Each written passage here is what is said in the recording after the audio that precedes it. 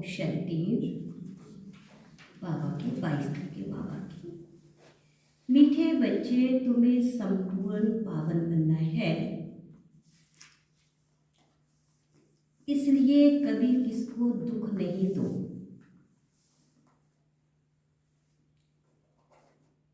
कर्मेंद्रियों से कोई भी विकर्म ना हो, सदा बाप के फरमान पर चलते रहो। प्रश्न है, पत्थर से पारस बनने की युक्ति क्या है? कौन सी बीमारी इसमें बिगड़ रूप बनती है? पत्थर से पारस बनने की युक्ति क्या है और कौन सी बीमारी बिगड़ रूप बनती है? ज्ञान रत्न धारण करने, उनको दान करना, इसमें देवान की बीमारी विघ्न बनती है। तो बाबा ने कहा उत्तर में, पत्थर से पारस बनने के लिए पूरा नारायणी नशा चाहिए, देह अभिमान टूटा हुआ हो। ये देह अभिमान ही कड़े से कड़ी बीमारी है। जब तक देही अभिमानी नहीं, तब तक पारस नहीं बन सकते। पारस बनने वाले ही बाबा के मददगार बन सकते हैं। सर्विस भी तुम्हारी बुद्धि को सोने का बना देगी।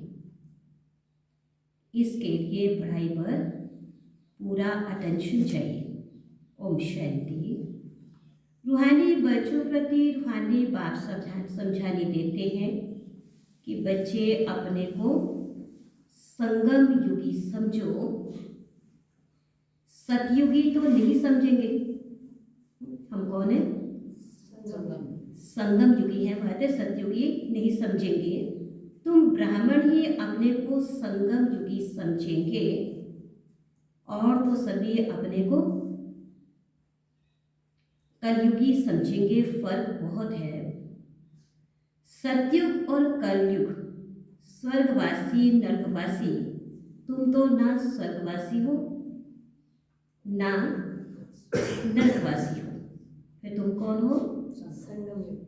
पुरुषोत्तम संगम युगवासी। इस संगम युग को तुम ब्राह्मण बच्चे ही जानते हो और कोई नहीं जानते। तुम बस जानते भी हो परंतु भूल जाते हो। आप मनुष्य को कैसे समझाएं? वे तो रावण की जंजीरों में फंसे हुए हैं। राम राज्य तो है नहीं। रावण को जलाते रहते हैं। इससे सिद्ध होता है कि रावण राज्य है। राम राज्य क्या है, रावण राज्य क्या है, ये भी तुम बच्चे समझते हो।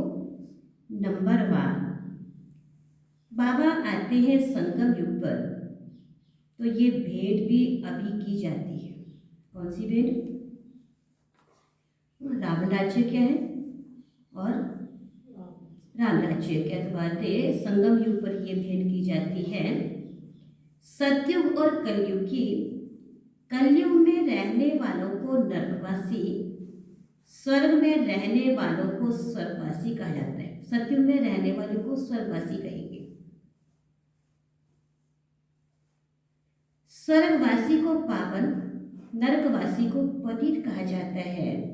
तुम्हारी बात ही निराली है, तो तुम इस पुरुषोत्तम संगम युग को जानते हो। तुम समझते हो हम ब्राह्मण हैं। वर्णों वाला चित्र भी बहुत अच्छा है, इस पर भी तुम समझा सकते हो। कंट्रास्ट बताना है। जो मनुष्य अपने को नरकवासी पतित कंगाल समझे, लिखना चाहिए। अब ये पुरानी कलयुगी दुनिया है। सतयुग स्वर्ग नई दुनिया है। तुम स्वर्गवासी हो या नरकवासी हो, तुम देवता हो या असुर हो, ऐसे तो कोई नहीं कहेंगे कि हम स्वर्गवासी हैं। कई ऐसे समझते हम तो स्वर्ग में बैठे हैं। अरे ये तो है नरक। सतयुग कहाँ है? ये रावण राज्य है। तब तो रावण को जलाते हो। उन्हों के पास भी कितने जवाब होते हैं। सर्वव्यापी पर भी कितनी डिबेट करते हैं।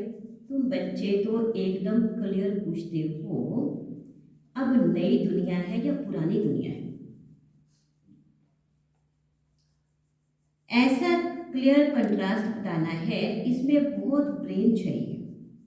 ऐसा युक्ति से लिखना चाहिए जो मनुष्य अपने से पूछे, हम क्या पूछेंगे कि हम कौन है। ऐसा युक्ति से लिखना चाहिए जो मनुष्य अपने से पूछे कि मैं नरकवासी हूँ या स्वर्गवासी, यह पुरानी दुनिया है या नई दुनिया है, ये राम राज्य है या रावण राज्य है, हम पुरानी कलयुगी दुनिया के रहवासी हैं या नई दुनिया के वासी हैं। हिंदी में लिखकर फिर अंग्रेजी गुजराती में ट्रांसलेट करें तो मनुष्य अपने से पूछे कि हम कहाँ के रहवासी हैं। कोई शरीर छोड़ते हैं तो कहते हैं स्वर्ग पधारा, लेकिन स्वर्ग अभी है कहाँ? अभी तो नरक है, अभी है कलयुग नरक, जो पुनर्जन्म भी यहाँ ही लेंगे। स्वर्ग तो सत्य को कहा जाता है, वहाँ अभी कैसे जाएंगे? ये सब विचार सागर मंथन करने की बातें हैं। ऐसे क्लियर कंट्रास्ट हो उसमें लिख दो, भगवानुवाच। हर एक अपने से पूछे, क्या पूछेंगे कि मैं सतयुगी राम राज्य निवासी हूँ या कलयुगी रावण राज्य का निवासी हूँ। तुम ब्राह्मण ही संगम युगी वासी, तुमको कोई जानते ही नहीं है। तुम हो सबसे न्यारे, तुम सतयुग कलयुग को यथार्थ जानते हो। तुम बच्चे कौन? संगम वासी, संगम युगवासी ही क्या जानते हो? सतयुग और कलयुग को यथार्थ जानते हो। तुम ही पूछ सकते हो कि तुम विकारी भ्रष्टाचारी ही हो या निर्विकारी श्रेष्ठाचारी हो। तुम्हारा किताब भी बन सकता है, नई नई बातें निकालनी पड़े जिससे मनुष्य समझे कि ईश्वर सर्वव्यापी नहीं है। तुम्हारी ये लिखत देखकर आप ही अंदर आकर पूछेंगे, इसको आयरन एज तो सब कहेंगे, सतयुगी डीटी राज्य में तो इनको कोई कह ना सके ये हेल है या हेवन है। ऐसी फर्स्ट का लिखत हो कि मनुष्य अपने को समझ जाए कि हम रोवर नरकवासी पतित हैं, हमारे में दैवी गुण तो है नहीं। कलयुग में सतयुगी कोई हो ना सके। ऐसे विचार सागर मंथन लिखना चाहिए जो उपदेशो अर्जुन, गीता में अर्जुन का नाम दिया है। बाबा कहते ये जो गीता है उसमें आटे में लून है, लून और चीनी में कितना फर्क है? वे मीठा है और वे खारा है। श्री कृष्ण भगवान वाच लिखकर गीता ही खारी कर दी है। मनुष्य कितना दलदल में फंसे पड़े। विचारों को ज्ञान के राज का भी पता नहीं है। ज्ञान भगवान तुमको ही सुनाते हैं और किसको भी पता नहीं है। नॉलेज तो बहुत सहज है, परंतु भगवान पढ़ाते हैं ये भूल जाते हैं, टीचर को ही भूल जाते हैं। नहीं तो स्टूडेंट कभी टीचर को भूलते नहीं है। घड़ी घड़ी कहते हैं बाबा हम आपको भूल जाते हैं। बाबा क्या कहते फिर? बाबा कहते बाबा कहते हैं कि हम आपको भूल जाते हैं, और बाबा क्या कहते हैं, माया कम नहीं है। तुम देह अभिमानी बन पड़ते हो, बहुत विक्रम बन जाते हैं। ऐसा कोई खाली दिन नहीं जो विक्रम ना होते हो। एक मुख्य विक्रम ये करते हो जो बाबा के फरमान को ही भूल जाते हो। बाबा फरमान करते हैं, मन मनाभव अपने को आत्मा समझो, ये फरमान मानते नहीं तो जरूर विक्रम ही होगा। बाबा का फरमान नहीं मानते तो जरूर क्या होगा, विक्रम ही होगा। बहुत पाप हो जाते हैं। बाप का फरमान बहुत सहज भी है तो बहुत कड़ा है। कितना भी माथा मारे फिर भी भूल जाएंगे, क्योंकि ये आधा कल्प का देह अभिमान है। 5 मिनट भी यथारीति याद में बैठ नहीं सकते हैं। अगर सारा दिन याद में रहे तो फिर कर्मातीत अवस्था हो जाए। बाप ने समझाया इसमें मेहनत है। तुम वे जिस्मानी पढ़ाई तो अच्छी रीति पढ़ते हो, हिस्ट्री ज्योग्राफी पढ़ने की कितनी प्रैक्टिस है, परंतु याद की यात्रा का बिल्कुल भी अभ्यास नहीं है। हिस्ट्री ज्योग्राफी पढ़ने में कितनी प्रैक्टिस है, परंतु याद की यात्रा में बिल्कुल भी अभ्यास नहीं है। अपने को आत्मा समझ बाप को याद करना ये है नई बात। वे कहते हैं ऐसे बाप को तो अच्छी रीति याद करना चाहिए। थोड़ा टाइम निकाल रोटी टुकड़ खाते हैं, वे भी बाबा की याद में। जितना याद में रहेंगे उतना पावन बनेंगे। ऐसे बहुत बच्चे हैं जिनके पास इतने पैसे हैं जो ब्याज मिलता रहे, बाप को याद करते रोटी टुकड़ खाते रहे बस, परंतु माया याद नहीं करने देती है।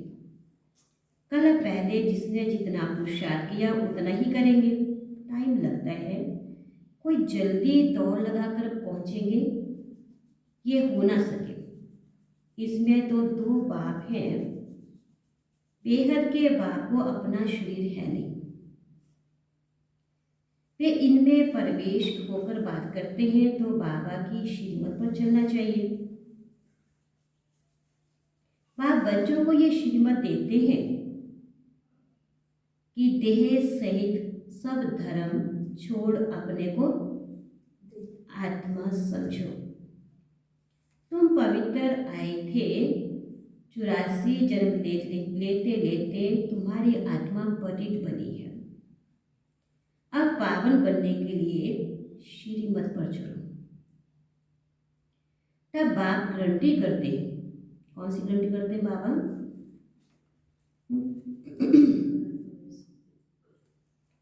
बाबा क्या गारंटी करते हैं? श्रीमत पर चलेंगे तो बाबा कहते क्या होगा, फिर तुम्हारे पाप कट जाएंगे, तुम्हारी आत्मा कंचन बन जाएगी, फिर वहाँ देह भी कंचन मिलेगी।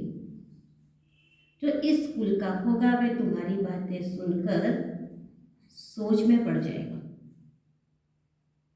कहेगा तुम्हारी बात तो ठीक है, पावन बनना है तो किसको भी दुख नहीं देना है। मनसा वाचा करना पवित्र बनना है। मनसा में तूफान आएंगे, तुम बेहद की बादशाही लेते हो ना। तुम बस सच बताओ व ना बताओ, परंतु बाप खुद कहते हैं माया के बहुत विकल्प आएंगे। माँ कहते तुम सच बताओ ना बताओ, परंतु माया के तूफान विकल्प जो है बहुत आएंगे, परंतु क्या करना है, फिर क्या नहीं करना है। तूफान तो आएंगे परंतु कर्म इंद्रियों से कभी भी विकर्म नहीं करना, कर्म इंद्रियों से कोई पाप नहीं करना। तो ये कंट्रास्ट की बातें अच्छी रीति लिखनी है चाहिए। श्री कृष्ण पूरे 84 जन्म लेते और शिव पुनर्जन्म नहीं लेते। वे सद्गुण संपन्न देवता और ये तो पाप है।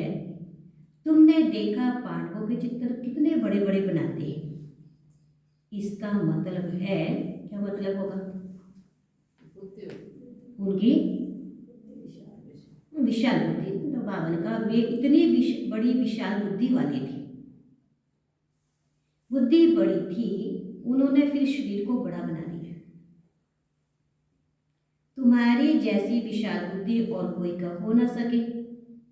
तुम्हारी है ईश्वरीय बुद्धि, तो बच्चों की है ईश्वरीय बुद्धि। भक्ति में कितने बड़े बड़े चित्र बनाकर पैसे बर्बाद करते हैं, कितने वेद शास्त्र उपनिषद बनाए, कितना खर्चा किया। बाबा कहते तुम कितने पैसे गवाते आए हो। बेहद का बाप उलाहना देते हैं, तुम फील करते हो। बाबा ने पैसे बहुत दिए, राजयोग सिखाकर रासों का राजा बनाया। वे जिस्मानी पढ़ाई पढ़कर बैरिस्टर आदि बनते हैं, फिर उससे कमाई होती है। इसलिए कहा जाता है नॉलेज सोर्स ऑफ इनकम है, और ये ईश्वरीय पढ़ाई भी क्या है? सोर्स ऑफ इनकम है, जिससे बेहद की भाषाएं मिलती है। भागवत रामायण आदि में कोई नॉलेज है नहीं, एम ऑब्जेक्ट ही कुछ भी नहीं है। बाबा जो नॉलेजफुल है वे बैठ तुम बच्चों को समझाते हैं। ये बिल्कुल नई पढ़ाई है। वे भी कौन पढ़ाते हैं? बातें नई पढ़ाई है तो पढ़ाने वाला कौन है? भगवान है। नई दुनिया का मालिक बनाने के लिए पढ़ाते हैं। इन लक्ष्मी नारायण ने पढ़ाई से ऊंच पदवी पाई। कहाँ राजाई, कहाँ प्रजा। कोई की तकदीर खुल जाए तो बेड़ा पार है। स्टूडेंट समझ सकते हैं कि हम पढ़ते हैं और फिर पढ़ा सकते हैं या नहीं। स्टूडेंट समझ सकते हैं पढ़कर पढ़ा सकते हैं या नहीं। पढ़ाई पर पूरा अटेंशन रखना चाहिए। पत्थर बुद्धि होने का कुछ भी समझते नहीं है। तुमको बनना है सोने की बुद्धि। वे उन्हों की बनेगी जो सर्विस में रहेंगे। सोने की बुद्धि किसकी बनेगी? जो सर्विस में रहेंगे। बैच पर भी किसको समझा सकते हो? बेहद के बाद से बेहद का वर्षा लो। भारत स्वर्ग था ना, कल की बात है। कहाँ 5000 वर्ष की बात, कहाँ लाखों वर्ष की बात। कितना फर्क है। तुम समझाते हो तो भी समझते नहीं है। जैसे बिल्कुल ही क्या बन गए? बेसमझ बन गए। और क्या बन गए होंगे? तुम समझाते हो फिर भी नहीं समझते। बुद्धि कैसी होगी? पत्थर बुद्धि है। ये बैच ही तुम्हारे लिए जैसे कि एक गीता है। बैच क्या है हमारे लिए? गीता है। इसमें सारी पढ़ाई है। मनुष्यों को तो भक्ति मार्ग की गीता ही याद रहती है। अभी तुम जो बाबा द्वारा गीता सुनते हो उससे तुम 21 जन्मों के लिए सदगति पाते हो। शुरू शुरू में तुमने ही गीता पढ़ी, पूजा भी तुमने ही शुरू की। अब पुरुषार्थ कर गरीबों को भक्ति मार्ग की जंजीरों से छुड़ाना है। कोई ना कोई को समझाते रहो, उसमें से एक दो निकलेंगे। अगर 5-6 इकट्ठे आते हैं तो कोशिश कर अलग अलग फार्म भरवाए, अलग अलग समझाना चाहिए। नहीं तो उन्हों में एक भी ऐसा होगा जो औरों को भी खराब कर देगा। तो बोलते हैं अलग अलग फार्म भरवाना। फार्म तो जरूर अलग भरवाओ, एक दो को देखे भी नहीं, वे तो समझ सकेंगे ये सब युक्तियां चाहिए, तब तुम सक्सेसफुल होते हो। बापी बीमारी है, जो होशियार होंगे वे अच्छा व्यापार करेंगे। बाबा कितना फायदे में ले जाते हैं। इकट्ठा झुंड आए तो बोलो फार्म अलग भरना है। अगर सब रिलीजियस माइंड हो तो इकट्ठा बिठाकर पूछना चाहिए। क्या पूछना है? हम फार्म भरवाते हैं तो बात क्या पूछना है? गीता पढ़ी है, देवताओं को मानते हो? पापा ने कहा भक्तों को ही सुनाना है। हमारे भगत और देवताओं के भक्त वे जल्दी समझेंगे। पत्थर को पारस बनाना कोई मासी का घर नहीं है। देह अभिमान कड़े ते कड़ी बहुत गंदी बीमारी है। जब तक देह अभिमान नहीं टूटा तब तक क्या होगा? देह अभिमान क्या है? कड़े ते कड़ी बीमारी है। देह अभिमान नहीं टूटा तब तक सुधरना बड़ा मुश्किल है। इसमें तो पूरा नारायणी नशा चाहिए। हम अशरीरी आए, अशरीरी बनकर जाना है। यहाँ क्या रखा है? पापा ने कहा है मुझे याद करो, इसमें ही मेहनत है। बड़ी मंजिल है, चलन से मालूम पड़ता है। ये अच्छे मददगार बनेंगे कल पहले मिसल। अच्छा मीठे मीठे सीखी लदे बच्चों प्रति माता पिता बाप दादा का याद कर गुड मॉर्निंग। रूहानी बाप की रूहानी बच्चों को नमस्ते। रूहानी बच्चों की को दिलवा चांद सिकवा प्रेम से नमस्ते। ओम शांति ओम शांति। धारणा के लिए मुख्य सार है मनसा वाचा करना पवित्र रहना है।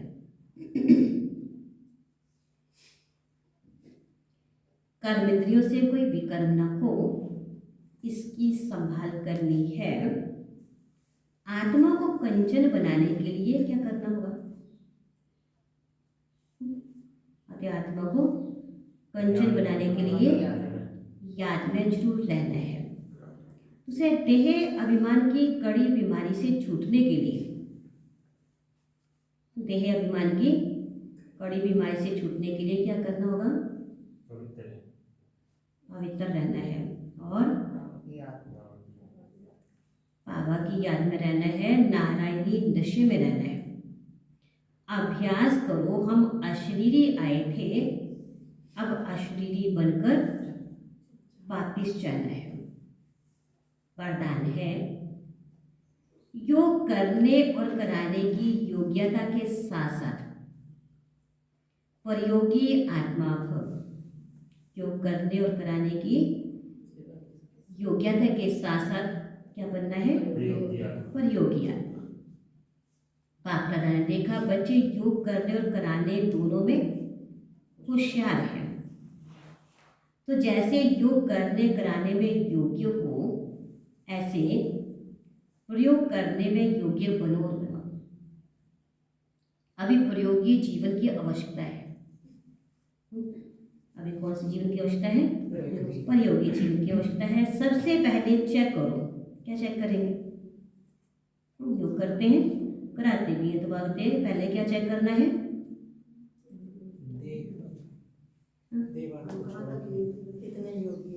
कितने योगी संस्कार परिवर्तन में कहाँ तक प्रयोगी बने हैं। योग लगाते परंतु संस्कार कहाँ तक प्रयोगी बनना करते? प्रयोगी बनेंगे तो संस्कार परिवर्तन होंगे, क्योंकि श्रेष्ठ संस्कार ही श्रेष्ठ संसार की रचना की नींव है। अगर नींव मजबूत है तो अन्य सब बातें स्वतः ही मजबूत हुई पड़ी है। अनुभवी आत्मा कभी वायुमंडल व संग के रंग में नहीं आ सकती। अनुभवी आत्माएं कभी वायुमंडल व संग के रंग में नहीं आ सकती। और व्यक्ति साइलेंस द्वारा डबल लाइट फरिश्ता स्थिति का अनुभव करो। सदा खुशी में झूलने वाले, सर्व के विघ्न हरता व सर्व की मुश्किल को सहज करने वाले तब बनेंगे जब संकल्पों में दृढ़ता होगी। सदा खुशी के झूले में झूलने वाले, झूले वाली आत्माएं सर्व के विघ्न हरता, सर्व की मुश्किलों को सहज करने वाले तब बनेंगे जब संकल्पों में दृढ़ता होगी और स्थिति में डबल लाइट होंगे। मेरा कुछ नहीं है, सब कुछ बाबा का है। जब बोझ अपने ऊपर रखते हो तब क्या होता है?